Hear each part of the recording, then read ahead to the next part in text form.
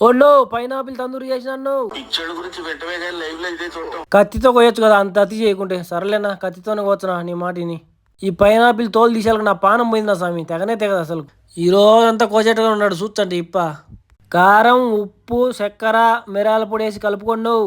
ఏందిరా అన్ని వేసినావు, ఇంకేం దొరకలేదరా నాయనా నీకు స్వామి. ఇప్పుడు బాగా మసాజ్ చేయండి. ఎవరికి రండి, అదే నా పైనాపిల్ ముక్కలకు కారం పొడితో బాగా మసాజ్ చేయండి నువ్వు చూపించినట్టు. పొరా పద్ధతమై చూపించినావు, ఎప్పుడు ఏం చేయదు నువ్వు ఇంకా దాంట్లో. ఇప్పుడు ఒక్క రవ్వ నూనె వేసి పెనులు ఆ ముక్కలను అట్లా వేయచ్చంట. కొత్తగా చూసేవాళ్ళు నా ఛానల్ సబ్స్క్రైబ్ చేసుకోండి నువ్వు, అట్లే ఒక కామెంట్ పెట్టి ఒక లైక్ కొట్టుకోండి నువ్వు. ఇప్పుడు పెనులో తిప్పించి మళ్ళీ ఇచ్చి కొట్టను, లేకుంటే మేము మాడిపోతాం అని ఏడ్చనై నువ్వు. వీని మాదిరి కోతి పనులు మాత్రం చేయొద్దు నువ్వు, మిందపడి చక్కంతా గొబ్బులేసిపోతుంది నువ్వు. అబ్బా ఏముండాయిరా, అన్ని తీసి ప్లేట్లో వేసుకుంటున్నాను. ఇప్ప మీకు ఇచ్చాడో ఈడన్నో డౌటే మరి. ఇప్ప అందరికి ఆశ పెట్టి ఇప్ప ఒక్కడే తింటారు లాస్ట్కు. నిజంగా చెప్పురా, బాగుండేమో, నిజంగా సూపర్గా వచ్చినాయి నువ్వు.